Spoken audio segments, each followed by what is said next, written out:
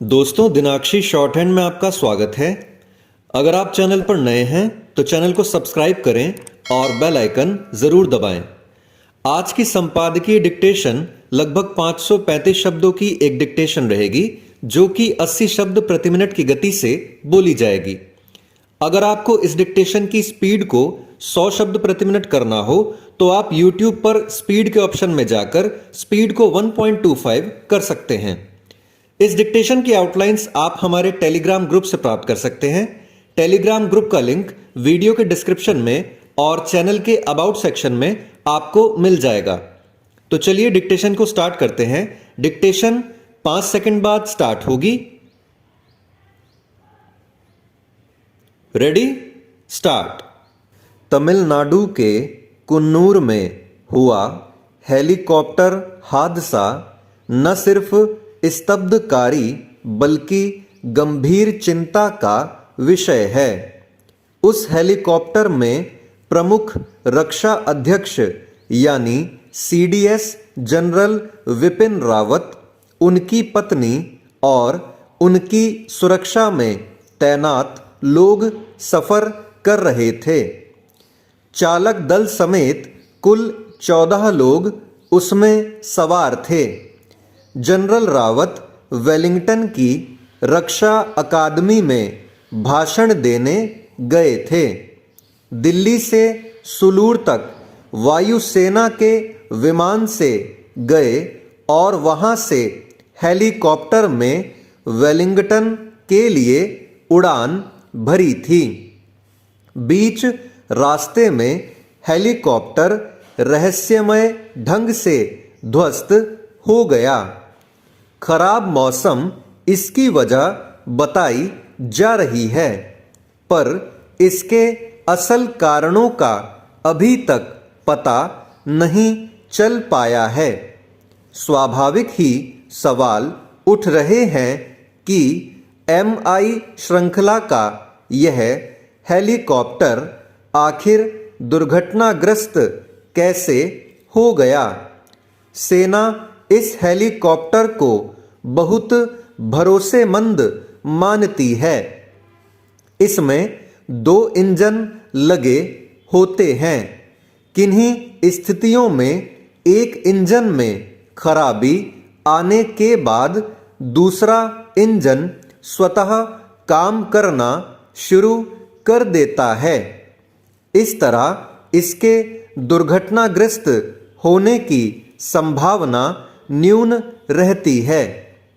इसके अलावा इसमें अत्याधुनिक उपकरण लगे हैं, जिनके जरिए बहुत सारी सूचनाएं एकत्र की जा सकती हैं।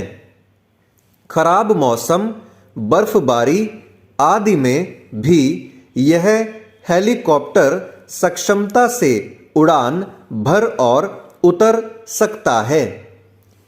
बताते हैं कि पाकिस्तान के खिलाफ सर्जिकल स्ट्राइक में भी सेना ने इसी श्रृंखला के हेलीकॉप्टरों का उपयोग किया था, जिनके जरिए पाकिस्तानी सरहद में 60 सैनिकों को उतारा गया था। यह ऊंचाई वाले स्थानों पर भी कुशलता से उड़ान भर सकता है। चेंज।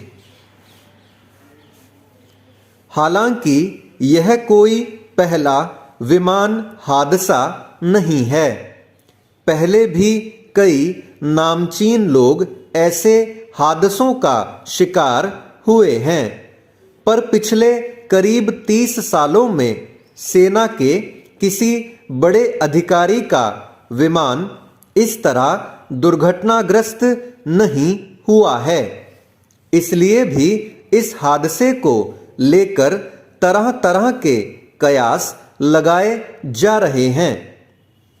जनरल रावत चूंकि भारतीय सेना की तमाम रणनीतिक योजनाएं देख रहे थे, पड़ोसी देशों के साथ सीमा विवादों सहित रक्षा परियोजनाओं की रूपरेखा पर उनकी नजर रहती थी। इसलिए उनकी सुरक्षा को ध्यान में रखते हुए ऐसे विमान की तैनाती नहीं की जा सकती थी जिसे लेकर किसी भी प्रकार की आशंका हो। सेना का सर्वश्रेष्ठ हेलीकॉप्टर उनकी सेवा में तैनात था। फिर चूक कहाँ हुई कि ऐसा हादसा हो गया? इससे सेना की तैयारियों पर भी सवाल उठते हैं। हालांकि इस घटना की गहन जांच के आदेश दे दिए गए हैं। इस पर रक्षा मंत्री सदन को अवगत कराएंगे। मगर फिलहाल यह सवाल अनुत्तरित है कि एक इतने महत्वपूर्ण पद का निर्वाह कर रहे व्यक्ति का विमान इतना असुरक्षित कैसे साबित हुआ? चेंज सरकार के जिम्मेदार पदों का निर्वाह कर रहे अति विशिष्ट लोगों की यात्रा आदि के लिए जिन वाहनों और विमानों का इस्तेमाल किया जाता है उन्हें तकनीकी और सुरक्षा मानकों पर पूरी सावधानी के साथ जांचा परखा जाता है। उनके चालक दल में भी सर्वश्रेष्ठ लोग होते हैं। निजी और किराए पर लिए गए विमानों के मामले में तो फिर भी लापरवाही की आशंका हो सकती है, पर सीडीएस जैसे अति विशिष्ट व्यक्ति के विमान को लेकर किसी भी प्रकार की असावधानी अक्षम्य होती है। अगर इसके पीछे किसी प्रकार की साजिश थी, जैसा कि कई लोग कयास लगा रहे हैं, तो फिर यह ज्यादा चिंता का विषय है। इस लिहाज से दूसरे महत्वपूर्ण व्यक्ति भी सुरक्षित नहीं माने जा सकते। इस हादसे से सबक लेते हुए विशिष्ट लोगों के सुरक्षा कवच को और मजबूत बनाने की जरूरत है। स्टॉप। दोस्तों, डिक्टेशन अच्छा लगा हो तो वीडियो को लाइक और शेयर करें और चैनल को सब्सक्राइब करके बेल आइकन जरूर दबाएं। इस डिक्टेशन की आउटलाइंस आप हमारे टेलीग्राम ग्रुप से प्राप्त कर सकते हैं। तो चलिए अब आपसे अगली वीडियो में मुलाकात होगी। तब तक के लिए धन्यवाद।